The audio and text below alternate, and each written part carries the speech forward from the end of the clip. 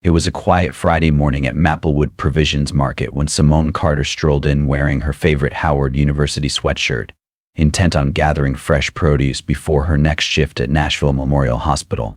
Sunlight filtered through the front windows, illuminating rows of vibrant kale and ruby-red apples.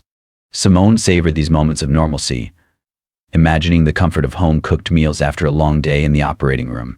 But something in the air felt off, an undercurrent of tension she couldn't quite name. As she reached for a bunch of organic spinach, Simone became aware of a pair of eyes on her back. She glanced over her shoulder to catch a security guard's gaze, cold and unblinking, tracking her every movement. She offered him a polite nod, hoping to diffuse any misunderstanding. But he merely crossed his arms and shifted his weight, as if daring her to react. The simple act of shopping felt charged with unease, each step down the aisle echoing louder in her mind. Simone tightened her grip on her reusable bag and forced herself to focus on the task at hand, selecting the rapist tomatoes and checking expiration dates on the cartons of eggs. She replayed the route to her hospital ward, reminding herself of the delicate brain surgery she would perform that afternoon. Yet, with every selection she made, the guard inched closer, the soft shuffle of his shoes against the linoleum growing louder. In that moment, Simone realized that even in the most ordinary setting, the burden of being one of the few black professionals in this community made her hyper-alert. All she wanted was a peaceful errand before a demanding day of saving lives. Instead, she felt watched and judged, as though her very presence in this upscale market invited suspicion. Little did she know this simple grocery run would soon become a test of dignity and resilience she never expected. Without warning, a woman in a crisp designer suit leaned close to the store manager and whispered as she pointed directly at Simone. The accusation landed like a thunderclap. She just slipped prescription pills into her purse.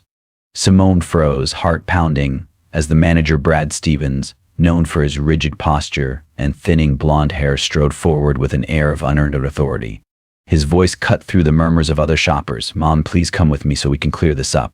The words carried no invitation of politeness, only presumption. Simone's mind raced. She drew in a steadying breath, fingers brushing the edge of her reusable bag as she forced herself to stand tall. "I'm Dr. Simone Carter, Chief of Neurosurgery at Nashville Memorial," she said calmly, lifting her chin.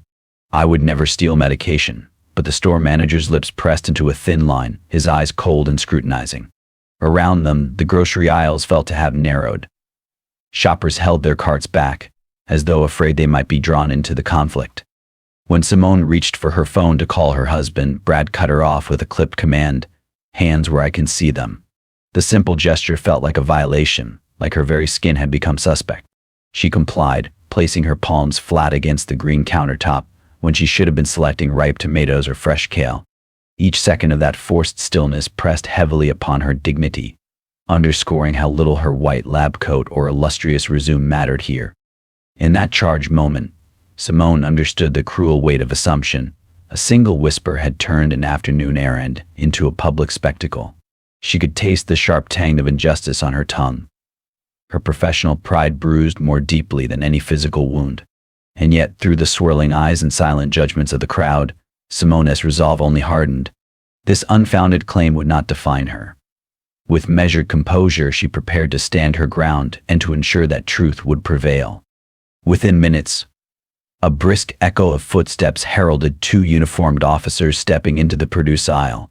Officer Ryan Dawson, a broad-shouldered man with a military-style haircut, and his partner, Officer Aaron Scott, whose eyes flickered with curt reserve. Both kept one hand resting casually on their holstered sidearms, a silent reminder of their authority. Officer Dawson cleared his throat and leveled a gaze at Simone. "Ma'am, we're investigating a theft report," he announced, voice steady but edged with impatience. He barely acknowledged her professional title as he held out a worn notebook. "Can I see some ID?" When Simone offered her driver's license and carefully explained her credentials in Oak Ridge Hills residence, Dawson scoffed, waving it toward Scott as though it were a trivial trinket. "Oak Ridge Hills, ha! Funny, nobody matching your story lives there," he muttered, a shadow of a smirk crossing his face. Simone felt her pulse quicken but held her ground. "If you let me call my husband," she began, only to be cut off by Scott's slow laugh. "Save it for station," he said, folding his arms. There was no hint of courtesy in their questions, only the assumption that any explanation from her was an interruption. When she gently suggested that cameras or store records would clear up the misunderstanding, Dawson exchanged a glance with Scott and shook his head. "Enough talk," he said, stepping closer. "You're under arrest for theft under investigation." Before Simone could protest further, Scott produced handcuffs with a metallic click that reverberated unnaturally in the hushed aisle. As the cold steel snapped around her wrists, the stares of other shoppers felt like a spotlight on her shame. Simone's professional poise quivered for the first time, but even as the officers led her toward the exit, she resolved that this wrongful arrest would not stand unchallenged. The fluorescent lights of the checkout lanes felt harsh as Simone was escorted past registers and card readers, her wrists chafing against the unforgiving metal of the handcuffs. Each step echoed on the tile floor, punctuated by the soft click of her heels and the firmer boots of the officers beside her. Shoppers paused mid-swipe and mid-bag, their eyes flicking up from barcodes to linger, some in curiosity, others in discomfort, while Simone's heart pounded with every whispered question she imagined behind her back. The officer's grip on her elbow was firm, allowing no room for protest, even as the cuffs bit into her skin, leaving angry red welts that stung with each movement. Despite her training to remain composed under pressure, Simone felt a hot sting of tears threatening to spill. She blinked rapidly, refusing to let the moisture betray her vulnerability, but when her vision blurred, a single tear escaped and rolled down her cheek. It caught in the fluorescent glare for a moment, a tiny jewel of humiliation before it dropped. The oppressive silence of the crowd pressed in around her, as if each person's unspoken thought, a question, a judgment, or a flicker of sympathy were a cacophony too loud to endure. No one offered a word of support, no one dared to intervene. The cashier's scanning hand hesitated, then resumed mechanically as if Simone's dignity were just another item to be processed. In that stifling corridor of self-checkouts and impulse buy displays, Simone felt utterly alone. The embrace of her medical achievements and her reputation as a skilled neurosurgeon seemed distant and irrelevant. All that remained was the raw sting of injustice and the searing awareness that, in this moment, she was reduced to suspicion and spectacle. Yet, beneath the pain and the silence, a quiet determination took root. Simone knew this moment of public disgrace would become the catalyst for her fight, one that would demand accountability and restore her name, no matter the cost. A low rumble grew in the parking lot as a line of military Humvees rolled to a precise halt, their engines cutting out with synchronized finality. Shoppers and officers alike turned as Colonel Anthony Carter stepped from the lead vehicle, his full-dress uniform impeccable under the midday sun. Medals and ribbons gleamed on his chest, and his posture tall, steady, unyielding spoke of 2 decades of disciplined service. He paused at the edge of the storefront entrance, surveying the scene with calm authority before fixing his gaze on Officer Dawson and Officer Scott. "Officers, I am Colonel Anthony Carter, United States Army, 101st Airborne Division," he announced, his voice measured but carrying unmistakable command. The crisp accent of military diction left no room for doubt. He belonged to a world where orders were obeyed and respect was mandatory. In that moment, the casual arrogance of the 2 patrol officers flickered into unease. Dawson, who had been poised to escort Simone toward a squad car, straightened his back, as if suddenly aware of the weight of the uniform he wore. Colonel Carter's eyes then found Simone, still standing with wrists reddened and dignity frayed. "This is my wife, Dr. Simone Carter, Chief of Neurosurgery at Nashville Memorial Hospital," he continued, voice steady but edged with quiet resolve. A murmur rippled through the onlookers. Military authority allied with medical prestige created an undeniable alliance. Even the cashier, who moments before had scanned groceries with mechanical disinterest, shifted, meeting Simone's bruised gaze with a flicker of sympathy. Without raising his voice, Colonel Carter held out his military identification and Simone's hospital badge. "Explain the basis for her detention, please." The officers exchanged a glance, their earlier certainty dissolving under the combined weight of a colonel's authority and a surgeon's reputation. As Colonel Carter watched without a hint of impatience, it became clear that the power imbalance had shifted irrevocably. In that charged silence, Simone's wrongful arrest was forced into the harsh light of accountability, and the path to clearing her name had opened. With the weight of both military and medical credentials presented, the handcuffs were quietly removed from Simone's wrists, leaving red marks that would fade but not soon be forgotten. Brad Stevens shuffled forward, voice halting as he cleared his throat. I'm sorry, he stammered. Let's resolve this privately, please. His words hung uncomfortably in the charged air. Beside him, Karen Whitfield trembled, eyes downcast. Under a gentle prompt from Anthony, she managed a shaky admission.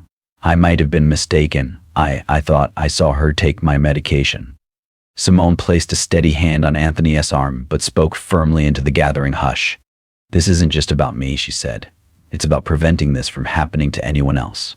The crowd of curious shoppers and onlookers leaned in as Anthony nodded in support. We appreciate that mistakes can happen, he said, voice measured. But accountability must be just as public as the accusation. Brad swallowed and pulled a small notepad from his pocket. We will review our protocols, he promised, glancing nervously at the assembled patrons. Karen offered a whispered apology, wiping tears from her cheeks. Yet Simone's gaze remained steady, ensuring the apology was heard by all. Thank you, she replied, but I insist we resolve this here. Together, she and Anthony stood center aisle, not as a private dispute, but as a public reminder that honor and justice demand transparency. As murmurs of approval rippled through the crowd, it was clear that this was more than a personal reconciliation. It was a small victory for dignity in full view of witnesses. News of the Maplewood Provisions Market incident spread almost instantly across social media, fueled by the hashtag #JusticeForCarter. Within hours, videos shot by bystanders circulated on Twitter and Facebook, igniting both outrage and solidarity. Civil rights attorneys reached out to offer their services, eager to take on what they correctly saw as a clear case of racial profiling and unlawful detention. Local news outlets picked up the story, broadcasting clips of the handcuffing and Colonel Carter's measured intervention, while opinion columns decried the erosion of trust between police and the communities they serve.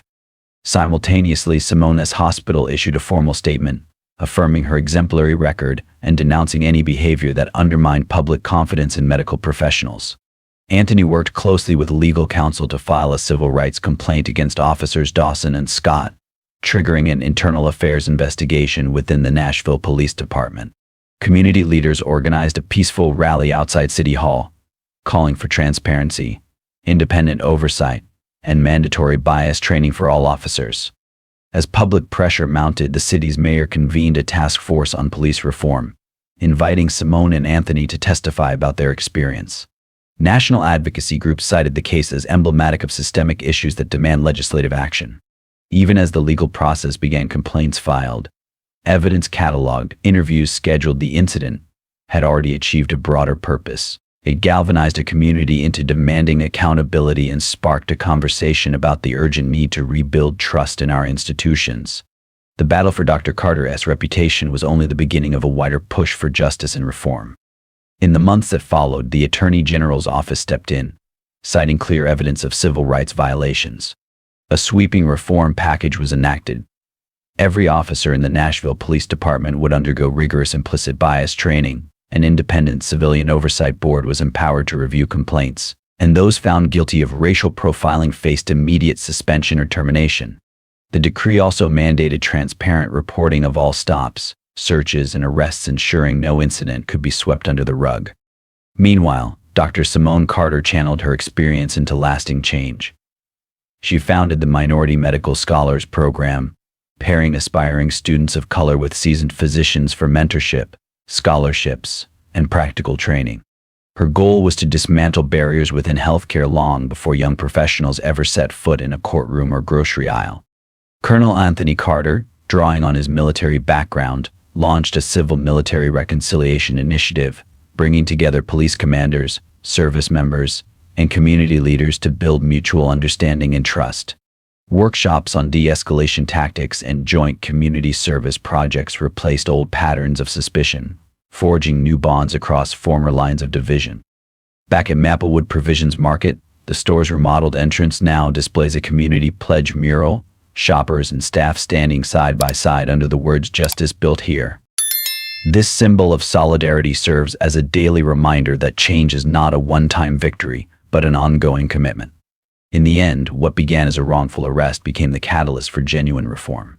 Simone and Anthony's steadfast courage echoed far beyond that grocery aisle, proof that determined individuals, backed by the rule of law, can reshape institutions and leave a legacy of justice for generations to come. 3 months later, the changes set in motion by Dr. Carter and Colonel Carter have begun to take tangible shape across Nashville. The Civilian Oversight Board released its first quarterly report, showing a 40% drop in racial profiling complaints and full compliance with the new implicit bias training mandate. Neighborhood watch groups and military liaison officers now co-host monthly Coffee with a Cop and Colonel events at Maplewood Provisions Market, where shoppers of all backgrounds exchange stories over fresh brewed coffee, and community leaders share updates on public safety initiatives. Inside Nashville Memorial Hospital, Dr. Carter's Minority Medical Scholars Program celebrated its inaugural cohort of 20 students. These scholars, each paired with a mentor and receiving scholarships for tuition and books, have already begun rotations in neurology and emergency medicine, their presence a living testament to dismantling barriers that once seemed insurmountable. Dr. Richardson reports a significant uptick in minority applicants to all residency programs, citing Dr. Carter's efforts as the driving force. On the military side, Colonel Carter's Civil Military Reconciliation Initiative did its first Joint Service Police field exercise at a local community center, teaching de-escalation scenarios and first aid skills to both recruits and veteran officers. Attendance far exceeded expectations, and trust-building exercises like cooperative obstacle courses and shared cultural workshops have become weekly fixtures in the calendar of Fort Campbell and the Nashville Police Department.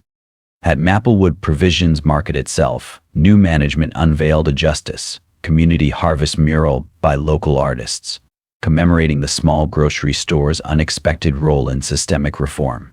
The market's diversity has grown noticeably: new faces at the checkout, more minority-owned food stalls in the parking lot, and an annual Taste of Oak Ridge Hills fair that draws families from across the region. For Simone and Anthony, the past 3 months have been both exhausting and exhilarating. They've given countless interviews, testified at city council meetings, and welcomed visiting delegations eager to replicate Nashville's model. Yet each time Simone walks through Maplewood Provisions' entrance without hesitation, or Anthony greets an officer with a genuine nod of respect, they are reminded that true transformation is measured not only in policy but in everyday moments of restored dignity and trust. 6 months later, by mid-year, Nashville's transformation had become unmistakable. The Civilian Oversight Board published its semi-annual review, reporting a sustained 50% reduction in racial profiling complaints and 100% compliance with transparent stop and search reporting. Local police precincts now host monthly open-door lunches, officers and residents sharing stories in the very aisles where the confrontation once occurred. Maplewood Provisions Market has become a landmark of progress. Its parking lot now buzzes with weekend farmers markets featuring minority-owned vendors, and the Justice Built Here mural has inspired neighboring businesses to display their own commitment statements. Community surveys show a marked rise in public trust for law enforcement, a testament to the new de-escalation training and civilian participation in policy reviews. At Nashville Memorial Hospital, Dr. Simone Carter's Minority Medical Scholars Program has doubled its cohort, awarding full scholarships to 40 students this semester. Graduation rates for minority residents have climbed, and pipeline partnerships with historically black colleges and universities are expanding into rural Tennessee. Colonel Anthony Carter's Civil Military Reconciliation Initiative has been adopted as a pilot model by the state's Department of Public Safety, rolling out joint training exercises in Chattanooga and Knoxville. Both Simone and Anthony were honored at the state capitol, she with the Governor's Medal for Service and Health Equity, he with a proclamation for community leadership. As they walked through Maplewood Provisions' entrance together for a commemorative press event, their presence no longer carried the weight of suspicion, but the promise of a community united by accountability, respect, and the enduring power of justice. This story reminds us that racial discrimination is not merely a personal issue, but one that deeply affects social trust and everyone's sense of security. The key message is that we cannot wait for others to initiate change. Every individual can speak up, even with a simple comment sharing their experience or a word of protest when witnessing injustice. Please share your perspective on this situation. Do you believe the protagonist acted correctly by insisting on a public resolution? Have you ever faced a similar situation, and how did you respond? Additionally, predict when racial discrimination will be completely eradicated, -2030, 2050, or even later. Your comments will help spark a dialogue on solutions to eliminate bias, from community education to policy reform. Engaging in open, respectful discussion offers a real chance for understanding and action, rather than just screen-based reactions. Write down your thoughts and share them with friends so that together we can build a fair future, where no one is judged by skin color or background. Disclaimer: this story is entirely fictional. All characters and events are creations of the author, and are not intended to reference or criticize any real person. It is designed to raise awareness of responsibility, justice, and the importance of treating one another with respect and dignity. We firmly oppose all forms of violence, prejudice, and injustice. Please consider this before viewing.